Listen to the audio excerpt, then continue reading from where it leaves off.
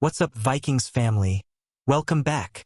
Another football weekend is here, and yeah, it hurts saying this, but our Minnesota Vikings aren't playing today. Big games around the league, Bills, Seahawks, Texans, Rams, all in action, but nothing hits the same without purple on the field. Still, that gives us time to really dig into some serious Minnesota Vikings news that's been building quietly and now deserves the spotlight. Because while other fan bases are just watching games, we've got questions. Real questions. About leadership, about identity, about where this team is heading. And the biggest one might surprise you. Are we actually sure the Vikings offense is being led by a true mastermind? Stick with me, because once you see the numbers, once you connect the dots, this conversation changes completely. And I want to hear from you in the comments when we're done. Kevin O'Connell arrived in Minnesota back in February 2022 with serious hype.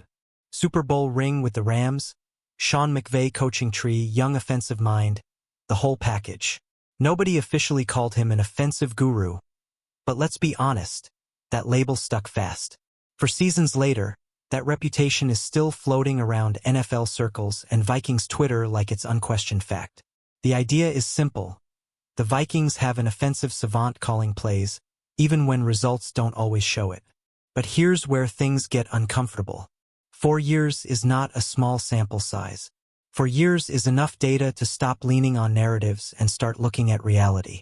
Let's talk efficiency, because wins alone don't tell the full story. Using two major all-encompassing metrics, EPA per play and DVOA, the Vikings offense has consistently ranked mediocre at best. In 2022, the Vikings were 18th in EPA per play and 20th in DVOA. In 2023, again 18th in EPA, but slipping to 23rd in DVOA. In 2024, a slight bump to 14th and 15th. Then came 2025 and everything fell apart. In 2025, the Vikings ranked 28th in EPA per play and 29th in DVOA. Bottom 5. That's not a blip. That's a collapse. Only once in 4 years has this offense been above league average by those metrics, and even then, barely.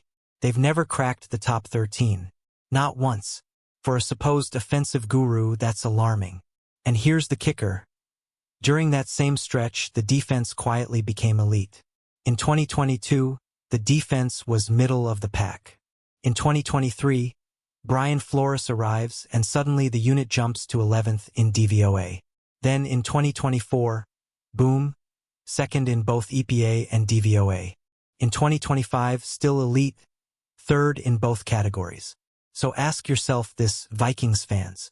If this team has been winning games, surviving seasons, staying relevant, who's really been carrying the load? Because in 2025 especially, it sure wasn't the offense. The running game tells an even uglier story. Every single year under O'Connell, the Vikings have failed to build an efficient rushing attack. In 2022, they ranked 29th in EPA per rush. In 2023, 22nd. In 2024, 25th. In 2025, dead last at 30th. That's 4 straight seasons of ineffective rushing. That's not personnel alone. That's scheme, philosophy, and adaptability. Yes, the passing game has had moments. When the quarterback play is solid, the Vikings can be decent through the air. But football isn't played in a vacuum. Defenses know what's coming when you can't run. And that lack of balance has repeatedly doomed this offense when it matters most. So now we shift to the biggest offseason question of all, quarterback. Because insiders are making it very clear that nothing is off the table for the Minnesota Vikings. ESPN's Kevin Seifert straight up said he couldn't find anyone willing to rule out a pursuit of a superstar quarterback. Not Joe Burrow. Not Lamar Jackson. Not anyone who might shake loose unexpectedly. Is it likely? Probably not. But the fact it's being discussed at all tells you how restless this organization might be. Seifert still believes the most realistic plan is running it back with J.J. McCarthy, pairing him with a more reliable veteran backup who could push him or step in if needed. Basically, repeat the 2025 plan, but cleaner. And that aligns with what Alec Lewis from The Athletic has been saying too. The Vikings want a deep and talented quarterback room. Translation: competition is coming, no matter what. But then comes the true home run swing scenario. Kyler Murray.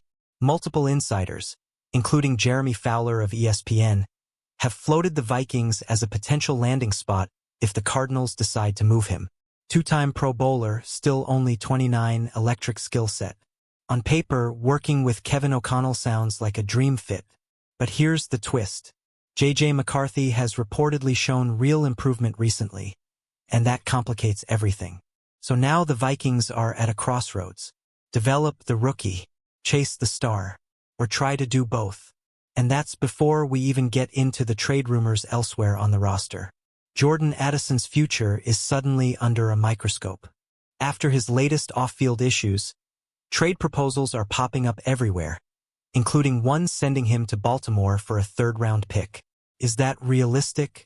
Maybe. Is it guaranteed? Absolutely not. But it shows how fluid this roster could become. Meanwhile, the Vikings are expected to heavily target the secondary in the upcoming draft. Cornerbacks are everywhere in mock drafts for a reason. This defense is elite, but it needs youth and depth to stay that way. And yes, there are even conversations about moving big names to fix the cap situation. Speaking of cap, let's talk numbers. The Vikings are projected to be nearly $50 million over the cap for 2026. That's brutal, but there's a path forward. Proposed moves include restructuring Justin Jefferson, extending Brian O'Neill, cutting veterans, and potentially trading players like T.J. Hockenson or Jonathan Greenid. Do all of these happen? No. But some version of this will. After those moves, the Vikings could realistically open up close to $20 million in cap space. That's enough to add key free agents, especially at running back. Names like Travis Etienne or Kenneth Gainwell make sense. Explosive backs who could finally help fix the run game that's been holding this offense back for years. And then there's the draft. Multiple trades, sliding back, stacking picks, and targeting defensive backs, linebackers, and even another quarterback late. This is shaping up to be one of the most important off-seasons of the O'Connell era. Because here's the truth, Vikings fans. The numbers don't lie. The defense has been elite. The offense has not.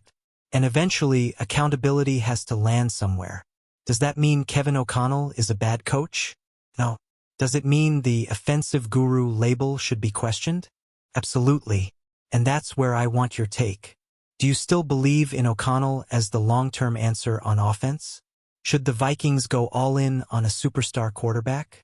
Or is patience with J.J. McCarthy the smarter move? Drop your thoughts in the comments, argue it out respectfully, and let's keep this Vikings conversation rolling. If you enjoyed this deep dive into Minnesota Vikings news, smash that like button, subscribe for daily Vikings coverage, and share this with every Vikings fan you know. Skol, and I'll see you in the next one.